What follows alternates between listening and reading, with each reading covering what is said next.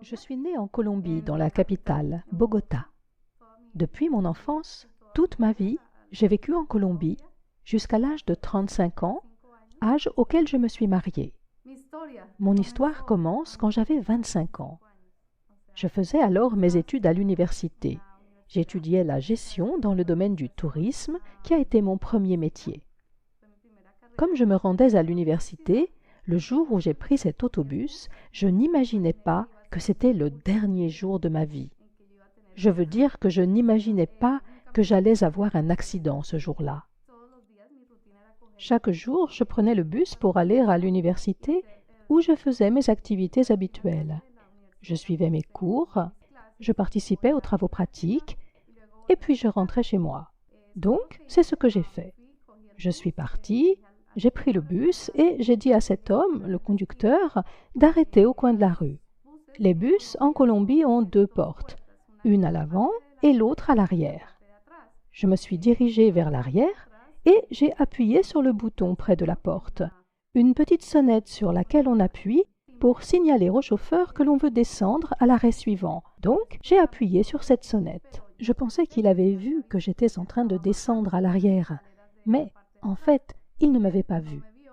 Il a tourné le volant d'un coup sec vers la gauche parce que le feu était orange. Il aurait dû s'arrêter, mais il ne le voulait pas. Il voulait passer au feu orange. Donc, il est passé à l'orange. Et à ce moment-là, la porte s'est ouverte et la force centrifuge m'a projeté dehors, sur la route. Je suis tombée sur la chaussée. Et à ce moment, quand je suis tombée, je ne me suis rendu compte de rien. La seule chose dont j'ai eu conscience, c'est qu'une voix féminine a dit « Il l'a tué ». Elle a dit « Il l'a tué » et je ne comprenais pas ce qui m'arrivait. Je me demandais « Qu'est-ce qui se passe ?» Et instantanément, je suis sortie de mon corps et j'ai pu voir la foule rassemblée au-dessus de moi, autour de moi, et une mare de sang sous ma tête. Il y avait vraiment beaucoup de sang parce que je m'étais ouvert le crâne. Et à ce moment-là, j'ai commencé à m'élever, comme si je flottais hors de mon corps. Et je voyais tout le monde de là où j'étais, là-haut. Je voyais les gens, les maisons, les toits des maisons, et je suis passée au travers des nuages en un instant. Je suis allée au-delà des nuages, et j'ai quitté la Terre. Et comme je quittais la Terre, je l'ai vue, ainsi que les autres planètes. J'ai vu Jupiter, Saturne, j'ai vu Mars. En fait, j'ai vu l'univers tout entier. Ça a été un choc incroyable parce que je ne savais pas ce qui m'arrivait. Mais ce que je ressentais était agréable. Je ne ressentais rien de déplaisant. En fait, je me sentais bien. J'avais l'impression que mon esprit flottait et je ne sentais plus la pesanteur de ma chair. C'est assez difficile à exprimer, mais c'est ce que l'on ressent quand on est hors de son corps. En un instant, j'ai vu l'univers tout entier, mais cela s'est déroulé en une fraction de seconde, et aussitôt, je me suis dirigée vers un tunnel. Dans ce tunnel, il n'y avait pas de lumière. Il était dans l'obscurité totale. Exactement comme si l'on entrait dans une grotte. C'était une grotte entièrement noire. Je ne pouvais même pas voir les paumes de mes mains. Je ne voyais pas mon corps. Et j'ai compris que j'étais en train de passer dans une autre dimension, quelque chose dont je n'avais jamais fait l'expérience. Et je me suis demandé, suis-je encore vivante ou bien suis-je morte? Alors j'ai essayé de toucher la paume de ma main, et mes doigts sont littéralement passés à travers. On aurait dit que ma main était transparente, et mes doigts ressortaient de l'autre côté. J'ai réalisé que je n'avais plus de chair, que je ne pouvais plus toucher mon corps. J'ai pensé, est-ce que je suis morte? Qu'est-ce qui m'arrive? À ce moment-là, j'ai senti une présence, des voix derrière moi qui ont commencé à se moquer de moi, à rire de moi et à me lancer des méchancetés. Elles disaient « Tu es mauvaise, tu es une vraie peste et tu as mérité d'être ici. » Alors j'ai dit « Qui êtes-vous » Mais elles ne m'ont pas répondu. Elles se contentaient de rire « Ha, ha, ha » et elles continuaient à se moquer de moi encore et encore, tout en se rapprochant de plus en plus. J'essayais de m'éloigner de cette présence parce que j'avais vraiment peur. car c'était une présence et des voix qui faisaient penser à des monstres. Et le problème, c'est que tandis qu'ils tentaient de s'approcher davantage, j'ai essayé de les contourner par la droite et je me suis cogné contre un mur. Alors j'ai couru droit devant moi, puis vers la gauche, mais je me suis cogné contre un autre mur. C'est là que j'ai réalisé que je me trouvais dans un tunnel. Au fond du tunnel, derrière moi, j'ai vu un feu, ou plutôt, j'ai senti la chaleur d'un feu. J'ai senti la chaleur des flammes. Et j'ai entendu des cris comme si des gens étaient en train de se faire torturer. C'était comme si on torturait des gens, et moi j'entendais ces cris et je me sentais vraiment terrifiée. Je ne savais pas où j'étais. Alors j'ai demandé « Où suis-je » Et les voix m'ont dit « Tu ne le sais pas ?» J'ai répliqué « Non, je l'ignore. » Et l'on m'a répondu « Tu es aux portes de l'enfer. » Quand ils m'ont dit cela, j'étais complètement sous le choc. Je ne savais pas quoi faire. J'ai dit « Je ne peux pas être aux portes de l'enfer. Je suis une bonne personne et je ne peux pas être morte. » Et ils m'ont dit « Si, tu es morte et tu vas rester dans cet endroit pour toujours. Tu n'as plus de vie sous aucune forme. La seule forme d'existence qui t'attend, c'est de rester ici à tout jamais, pour l'éternité. Et tu seras torturé sans relâche. Nous allons te torturer sans arrêt. » Alors j'ai dit « Comment ça vous allez me torturer? Je ne comprends pas. » Alors ces présences m'ont attrapé et tiré par les bras, et ils ont commencé à m'arracher la peau. Ils avaient des ongles qui étaient en fait de longues griffes, et ils ont commencé à me griffer tout le bras, sur chaque bras. Ils étaient en train de m'écorcher vive. J'ai éprouvé une douleur terrible, car lorsqu'on est mort, on ressent les choses plus intensément encore que lorsqu'on était vivant. Les sens sont plus affûtés. Les sensations sont décuplées. On ressent beaucoup plus la douleur physique, ainsi que les odeurs. Les odeurs sont plus fortes. Les odeurs que je sentais étaient horribles. Ces présences sentaient la mort. Elles avaient une odeur de rat mort. C'était une odeur horrible. Et j'avais conscience de me trouver dans un endroit vraiment affreux, vraiment horrible.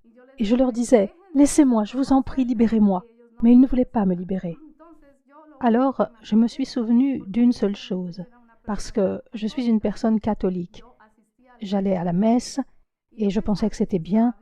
Être catholique pour moi, c'était ce qu'il y avait de mieux. C'est la foi dans laquelle ma famille a grandi, et moi, j'ai grandi dans une famille catholique. J'allais chaque jour à l'église et j'assistais à la messe le dimanche. Mais je n'étudiais pas la Bible. Je ne la lisais pas vraiment. Je me contentais d'écouter la messe et de lire la partie que le prêtre utilisait pour son sermon. Et c'était tout. Je n'allais pas au-delà, je n'étudiais pas la Bible de manière plus approfondie. Donc, on peut dire que j'étais une catholique qui allait à l'église et qui avait l'air d'être chrétienne. Je veux dire que je n'étais pas vraiment chrétienne. Je ne l'étais que par tradition. J'allais le dimanche à la messe, et voilà. Mais cela s'arrêtait là. Je ne faisais rien de plus. Et ma maison était remplie de statuettes. Il y avait partout des représentations de la Vierge Marie, de Sainte Thérèse, de Saint Martin, le patron des pauvres, de Saint Grégoire, etc. Ma mère, qui est morte malheureusement quand j'étais très jeune, ma mère souffrait d'une maladie et était tout le temps en train de prier les saints pour qu'ils guérissent la maladie qu'elle avait aux jambes. Elle avait de nombreuses statues de Saint Grégoire, qui était censé être un médecin ou quelque chose comme ça. C'est pourquoi on idolâtrait ces saints. On les idolâtrait vraiment. Et bien sûr, le plus important de tous était la Vierge Marie. J'ai grandi dans l'adoration de la Vierge Marie. Je croyais que la Vierge Marie était vraiment spéciale. Et tandis que j'étais en enfer, que je me trouvais là-bas, dans le tunnel, ces présences maléfiques m'ont dit « Tu n'as pas respecté les commandements de ton Dieu. C'est la raison pour laquelle tu es ici, parce que tu n'as pas respecté les commandements divins. » Alors j'ai dit « Mais quel commandement? Je ne sais pas quel commandement j'ai transgressé. Pourquoi mériterais-je l'enfer alors que je n'ai pas tué, que je n'ai pas volé, que je n'ai pas forniqué? Je croyais que je menais une vie chrétienne, mais j'avais fait d'autres choses qui ne respectaient pas les commandements. Et donc, qu'est-ce qui s'est passé? Alors qu'ils étaient en train de me torturer, de m'arracher la peau, la seule chose à laquelle j'ai pensé a été le Notre Père. Vous savez, dans l'évangile de Marc, dans la Bible, je me suis dit, je vais me mettre à prier. Et j'ai récité « Notre Père qui es aux cieux, que ton nom soit sanctifié ». Et plus je récitais, plus les démons me torturaient. Ils m'écorchaient encore davantage. Et je criais, mais je continuais, j'insistais, je disais « Non, je ne resterai pas ici. Je sais qu'il y a un Dieu qui va me pardonner. Je sais qu'il y a un Dieu qui va faire preuve de miséricorde et me sortir de cet enfer. Je ne peux pas rester ici pour l'éternité. C'est impossible que je passe l'éternité en enfer. » Et j'ai continué, jusqu'à ce que je termine le Notre Père. Et lorsque j'ai eu fini le Notre Père, je me suis souvenu que le seul nom qui est au-dessus de la terre, au-dessus de tout l'univers, est le nom de Jésus. Alors je leur ai dit, je connais un nom qui est au-dessus de la terre et de l'univers et qui est plus puissant que vous. Et je vais prier en m'adressant à lui pour qu'il me fasse sortir d'ici, qu'il me libère de cet enfer. Et il me répondait, non, non, non, tu vas rester ici, abandonne tout espoir. Tu resteras ici pour toute l'éternité. Et moi je disais, non, je sais que si je me tourne vers lui, il m'entendra et me sauvera. Alors j'ai commencé, j'ai dit, Jésus, je t'en prie, sauve-moi. Et au début, il ne s'est rien passé. La première fois, il ne s'est rien passé. Je l'ai invoqué une seconde fois, et il continuait de me dire, non, tu ne sortiras pas d'ici, tu vas rester ici pour toute l'éternité. Et la seconde fois, j'ai dit, Jésus, s'il te plaît, aide-moi. Je t'implore de me pardonner mes péchés. Pour tout ce que j'ai fait de mal dans ma vie, pardonne-moi. Je me repens de mes mauvaises actions. Si je n'ai pas traité quelqu'un comme il faut, si j'ai négligé l'un de tes commandements, si j'ai transgressé un de tes commandements, je t'en demande pardon. Montre-moi le chemin que je dois suivre. Indique-moi le chemin qui me permettra de me purifier et d'être auprès de toi. Je ne veux pas rester ici. Et j'ai répété à nouveau, Jésus, je t'en prie, sauve-moi. Mais il ne s'est rien passé non plus. Et tout ce temps, je pleurais en réclamant la miséricorde divine. Et j'étais en train de me faire traîner vers l'arrière, au fond du tunnel. Il s'apprêtait à me jeter dans le feu, dans les flammes éternelles. Je sentais que j'étais sur le point de brûler. Les flammes étaient déjà presque sur mon corps. Et à ce moment-là, la seule chose que j'ai réussi à dire fut « Jésus, je promets de te suivre pour toute la vie. Toute ma vie, je ne suivrai plus que tes enseignements. Je suivrai ta parole. Je te promets que je te serai fidèle. Donne-moi seulement une opportunité, une seule chance de continuer à vivre pour pouvoir changer mon existence. Mais sauve-moi, fais-moi sortir d'ici, libère-moi s'il te plaît. » Et à ce moment-là, les démons ont disparu. Ils m'ont rendu ma liberté. Et j'ai pensé, waouh, qu'est-ce qui se passe? Quelque chose s'était produit et je n'étais plus dans le tunnel. Le tunnel s'était ouvert et à présent il y avait un chemin magnifique. J'avais l'impression de marcher au milieu d'un jardin rempli de fleurs, des fleurs divines, d'une beauté incroyable. De toute ma vie, je n'avais jamais vu de fleurs comme celle-ci. C'était comme si elles bougeaient, comme si elles étaient en train de danser et en même temps de chanter « Hosanna, Hosanna !» Du plus haut des cieux, béni soit le Seigneur, le roi des rois. Béni soit notre Seigneur Jésus-Christ. Que la gloire soit avec lui. Gloire à notre Seigneur Jésus-Christ. Et j'étais là, waouh! C'était simplement incroyable. Je sentais l'amour de Dieu pour les hommes, comme s'il était en train de me prendre dans ses bras et qu'il me disait « Je t'aime ». Je sentais sa présence si immense que j'ai eu comme un mouvement de recul. Et je me suis mise à pleurer, à pleurer, à pleurer. Je sentais que je ne méritais pas d'être là. J'avais l'impression que je méritais l'enfer. Pourquoi est-ce que je pensais cela? Parce que je n'étais pas pure.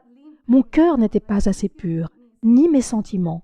J'avais fait beaucoup de choses sur terre, et Dieu m'a révélé que, parmi elles, j'avais commis de nombreuses mauvaises actions.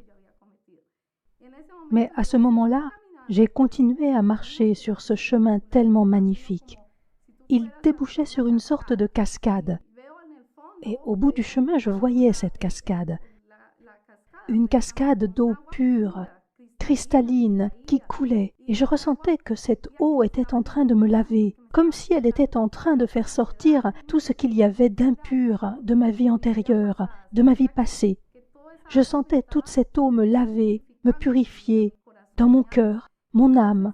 Et alors, j'ai été envahie d'une sensation de paix, une paix telle que je n'en avais jamais éprouvée jusque-là dans ma vie. Jamais.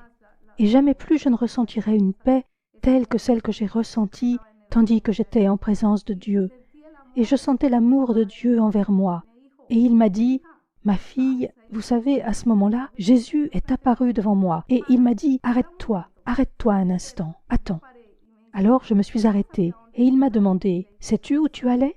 Et j'ai répondu, « Oui, j'allais en enfer. » « Oui, tu allais être condamné à l'enfer. » Alors je lui ai demandé, « Mais pourquoi ?» Je pensais être une bonne personne, je veux dire, j'allais à l'église, je communiais, je me confessais, etc. Et il m'a dit, « Non, attends, je vais te montrer ta vie. » Et il a commencé à me montrer ma vie comme on regarde un film tel qu'on en voit quand on va au cinéma. Et il a commencé à m'expliquer, à ce moment de ta vie, quand tu avais tel âge, tu as commis une mauvaise action parce que tu as menti à ton père, tu as dit une chose, mais en as fait une autre. Et ce petit mensonge, ici, au ciel, est un mensonge très grand. C'est un grand péché.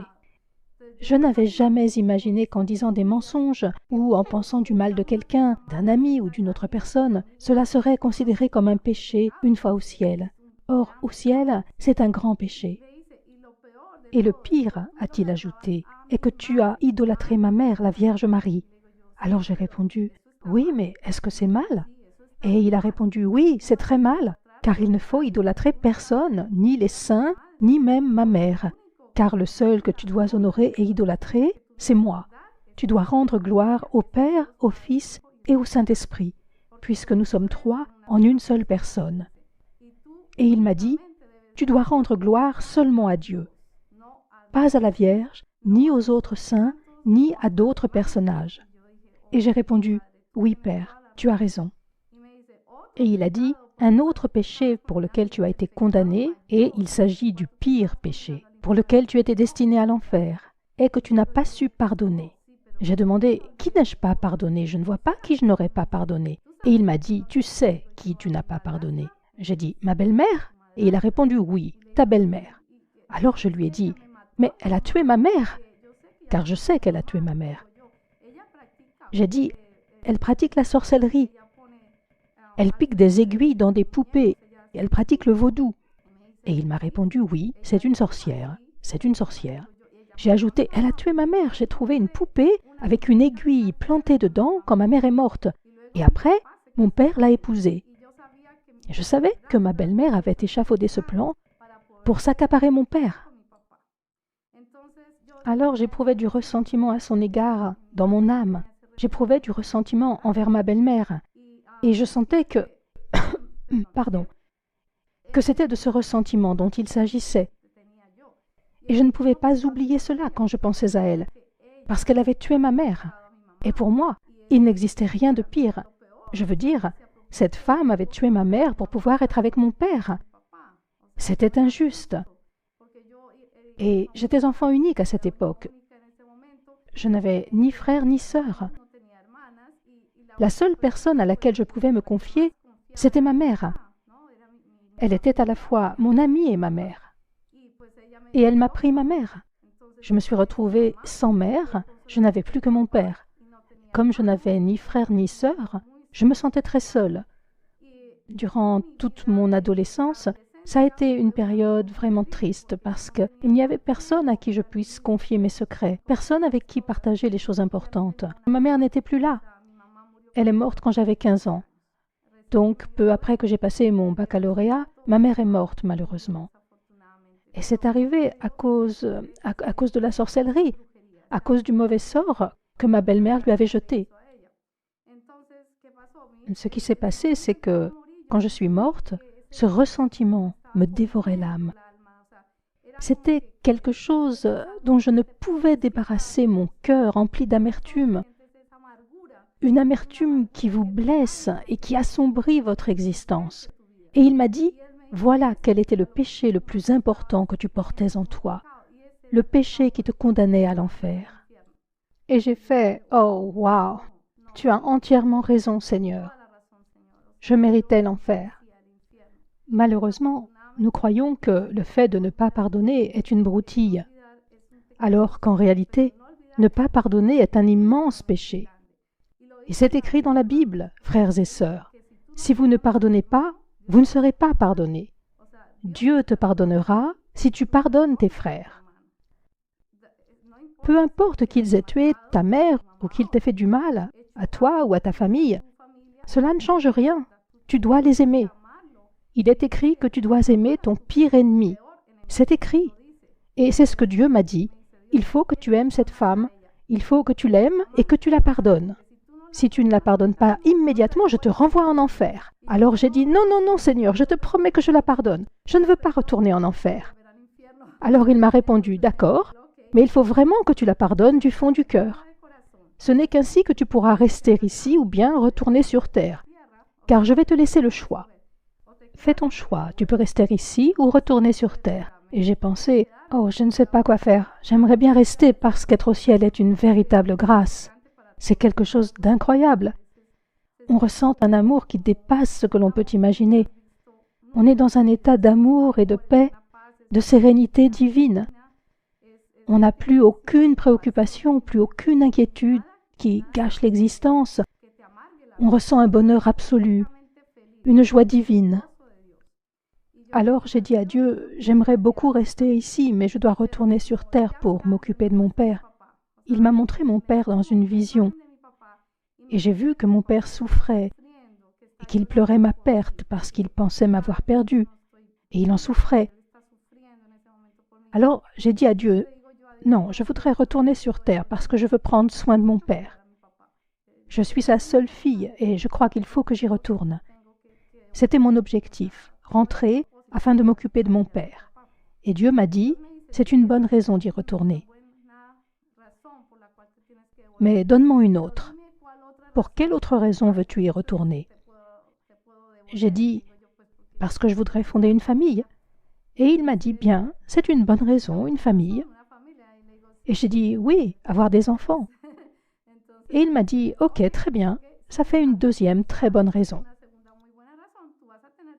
Tu auras une famille, un mari, mais ce sera de nombreuses années après ton retour sur Terre que tu auras cette possibilité. Et j'ignorais pourquoi. J'ai demandé, pourquoi me faudra-t-il attendre si longtemps pour avoir une famille?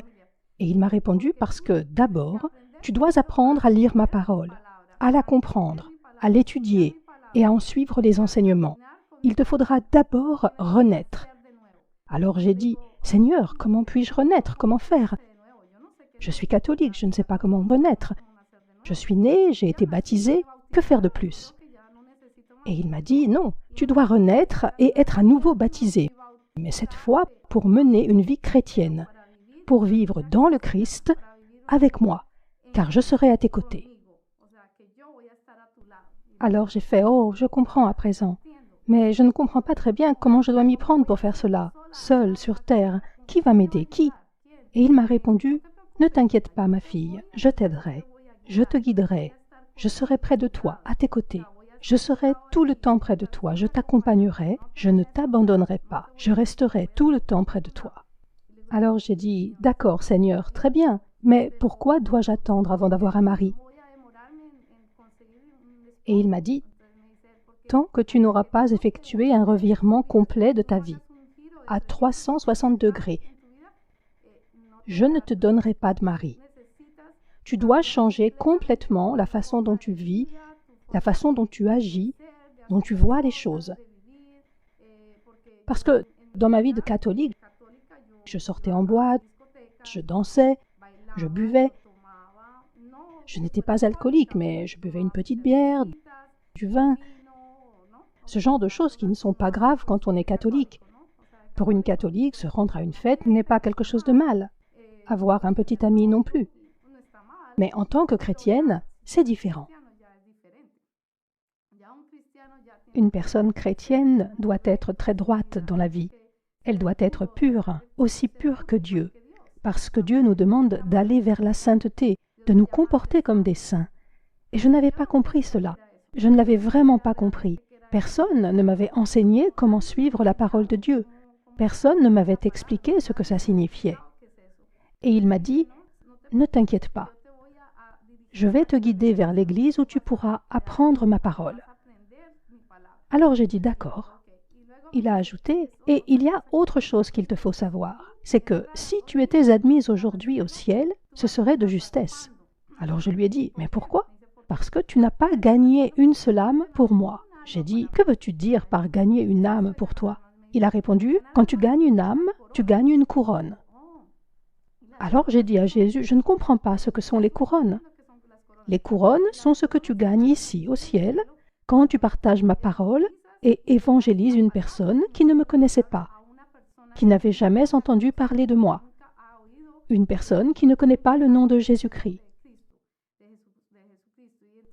Et quand tu parles de moi à cette personne, que tu lui racontes ce qui m'est arrivé, que je me suis sacrifié pour vous et que j'ai payé le prix de vos péchés sur la croix, quand tu montres à cette personne qu'elle doit changer de vie, qu'elle doit me consacrer sa vie, quand tu la gagnes pour moi, cela fait une couronne ici, au ciel. Et j'ai fait « Waouh, c'est une tâche importante !» Et il a dit « Oui, c'est un vrai travail et il s'agit de ton ministère. Tu dois apprendre à faire de nouveaux disciples et commencer à le faire. Quand tu exerceras cette mission sur la terre, que tu feras des disciples et gagneras des couronnes, tu commenceras à construire ta maison, la demeure dans laquelle tu vivras au paradis. Il te faut la construire tandis que tu es encore sur terre, en gagnant des âmes pour moi. » Et j'étais là, « Oh, je ne savais pas.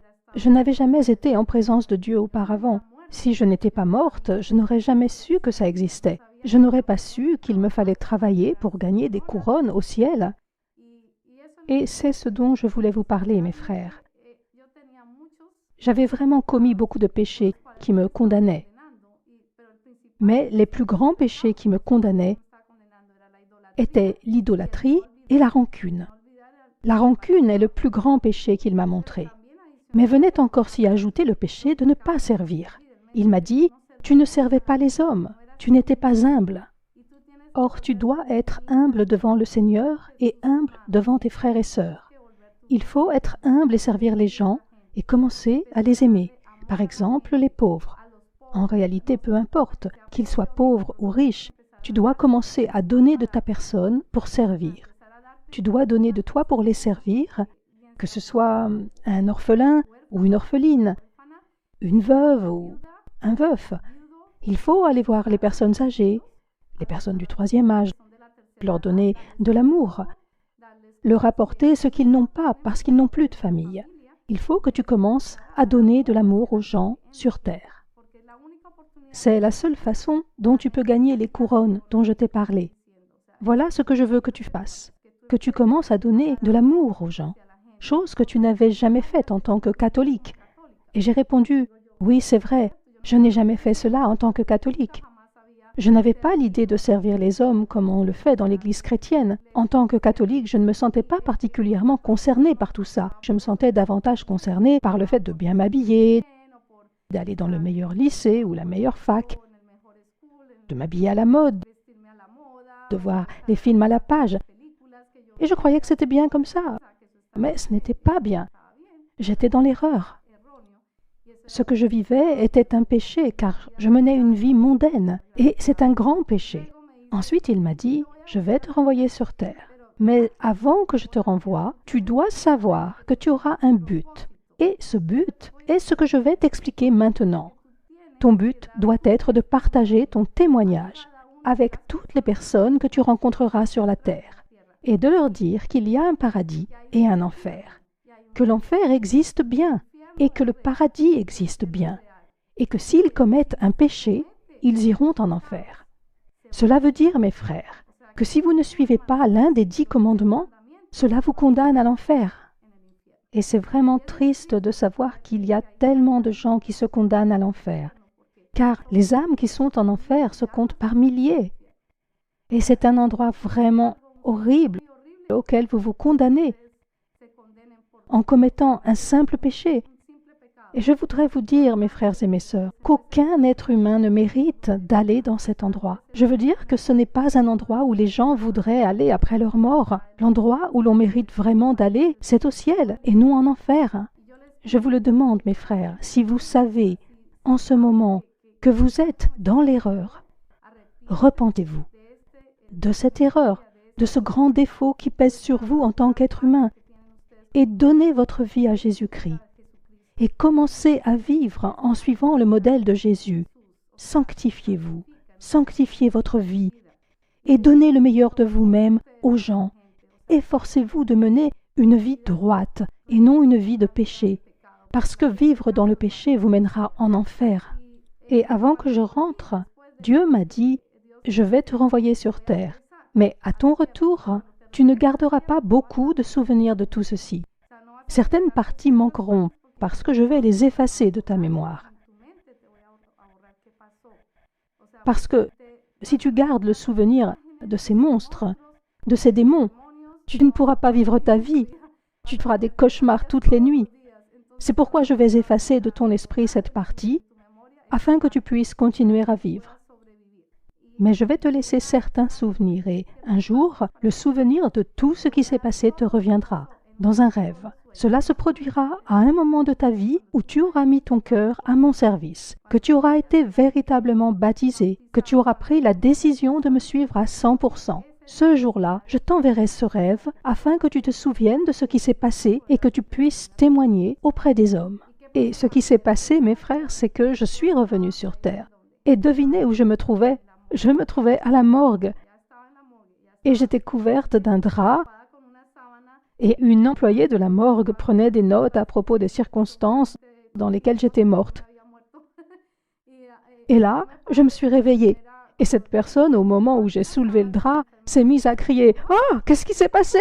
Et j'ai répondu « Je ne sais pas, j'ignore ce qui s'est passé, je suis vivante. » Et elle m'a dit « Mais vous étiez morte depuis 1 heure. » J'ai été morte pendant 1 heure. Et je lui ai dit « Eh bien, je sais qu'il y avait une présence et qu'il s'agissait de Dieu. C'est lui qui m'a renvoyée. Je sais que c'est Jésus qui m'a donné cette chance de revenir et de continuer à vivre, de revenir sur terre dans un but bien précis. Mais je ne me souvenais de rien. Je ne me souvenais pas de ce qui s'était passé pendant tout ce temps. Je me souvenais seulement que j'avais été en présence de Jésus. C'est une présence qu'il est impossible d'oublier. La présence de Jésus que je ressentais était d'une beauté qui dépasse tout au moment où j'étais au ciel. Le ciel ne peut pas être comparé à la terre. Il n'existe pas de lieu plus magnifique. Rien n'est plus beau que d'être au ciel, en présence de notre Père. Et surtout, il y avait Jésus. Je ne pouvais voir son visage car il était pure lumière. Une pure lumière qui émanait de ses yeux. Je voyais sa toge blanche très belle et l'écharpe qu'il portait ici et qui était de couleur violette, et ses sandales qui étaient dorées, et ses pieds magnifiques qui portaient les marques de la crucifixion qu'il avait sur les mains et sur les pieds. Et c'est incroyable, mais le simple fait de sentir la présence de notre Seigneur Jésus-Christ est une expérience d'une beauté incroyable.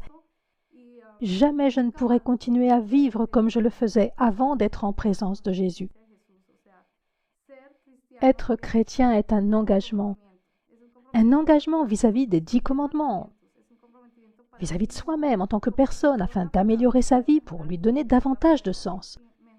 Donner le meilleur de toi aux hommes et en même temps, donner aux hommes le meilleur de Dieu. Parce que Dieu est en toi, Jésus est en toi. Et à travers Jésus, on peut tout accomplir.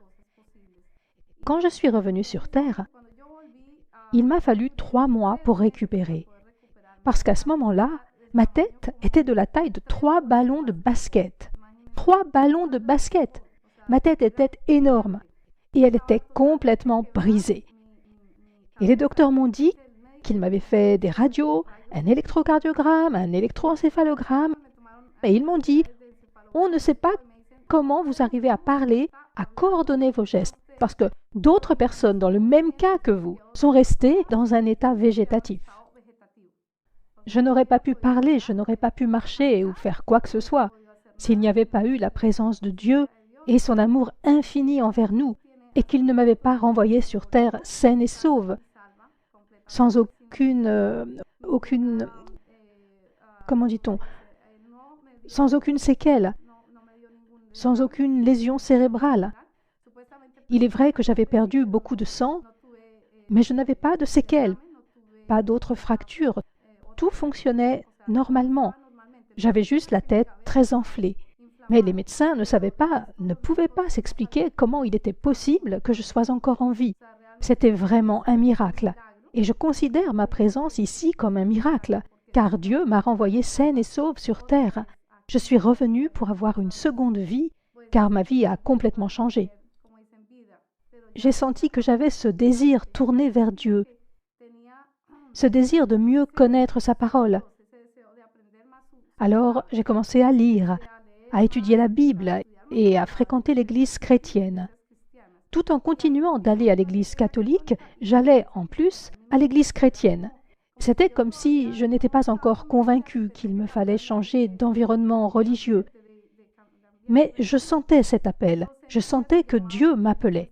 Mais ce n'était pas encore très clair jusqu'à ce que, des années plus tard, je rencontre une amie à l'université. J'avais changé de profession et je suivais alors une formation en gestion d'entreprise. Et durant cette formation à l'université, j'ai rencontré une personne qui était chrétienne et qui est devenue mon amie. Et un jour, elle m'a invitée à une conférence, une réunion chrétienne qui s'appelle le Renouveau chrétien. Elle m'a dit « Hé, ça te dirait de venir à mon église ?» J'ai répondu « Oui, je veux bien. » Et j'y suis allée.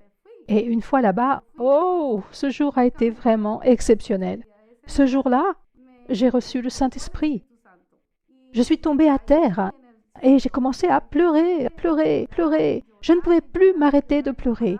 C'était la présence du Saint-Esprit tout autour de moi qui m'enveloppait. Et je me disais, « Ouah, mais pourquoi est-ce que je pleure comme ça ?» Et elle m'a dit, « C'est le Saint-Esprit. » Alors je lui ai dit, « Oh, je voudrais me faire baptiser. Je voudrais être baptisée. » Et elle m'a dit, « Oui, tu peux être baptisée, mais tu dois d'abord suivre un cours. » Alors j'ai dit, « Ok, je vais suivre ce cours. » Et j'ai commencé à le suivre afin d'être baptisée.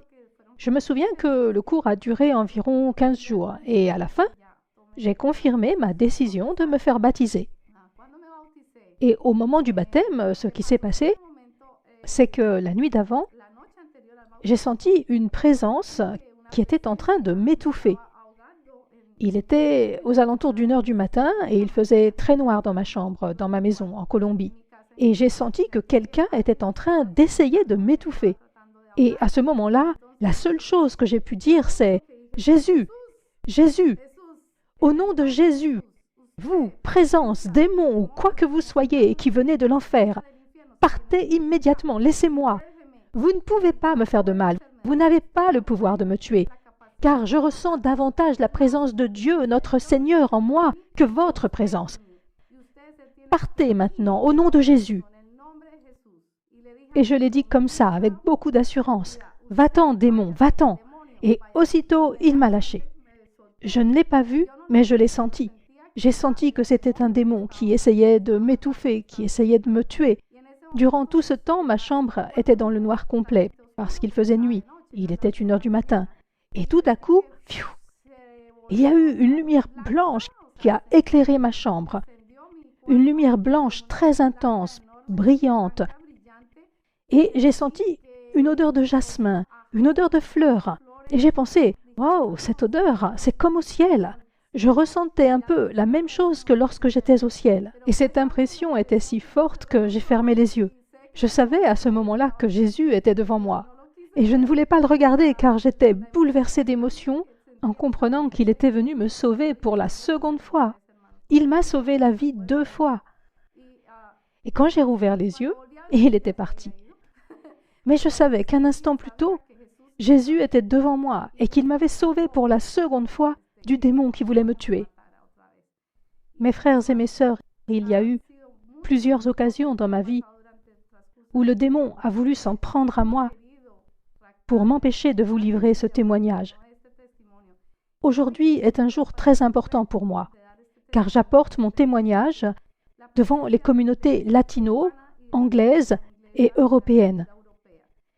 Et je veux partager ce témoignage avec vous et que vous sachiez que Dieu est vivant, que Dieu est le Dieu d'hier, d'aujourd'hui et pour l'éternité. Et que si vous acceptez Jésus, vous accéderez à la paix. Vous vivrez dans la paix. Vous mènerez une existence qui est droite. Mais si vous ne prenez pas la résolution d'accepter Jésus dans votre vie, vous ne connaîtrez pas la paix. Vous n'aurez pas la chance d'aller au ciel. Vous irez en enfer. Une chance unique vous est offerte. Et je vous demande de croire que ce qui m'est arrivé est une certitude, que c'est réel. Toute personne qui est passée par là où je suis passé peut vivre la même expérience. Mais si vous vous repentez maintenant, mes frères et mes sœurs, vous pouvez éviter d'aller en enfer. Et je vous en conjure, au moment où je vous parle, une chance vous est offerte de remettre votre vie entre les mains de Dieu. Adressez-lui une simple prière en disant « Seigneur Jésus, pardonne-moi pour tous mes péchés, pour toutes les injustices et mauvaises actions que j'ai commises, pour toutes les mauvaises pensées que j'ai eues dans ma vie, pour les fautes que j'ai commises envers mes frères et mes sœurs et envers moi-même. Je te supplie, Dieu Tout-Puissant, de me pardonner tout cela du fond du cœur et que tu me donnes la chance d'entrer et de vivre dans ta gloire, afin de vivre avec toi, Seigneur. Et je t'ouvre les portes de mon cœur. Entre en moi pour vivre en moi et réside en moi. Je t'accepte et je te promets de te suivre pour le restant de mes jours. Au nom de Jésus-Christ, Amen.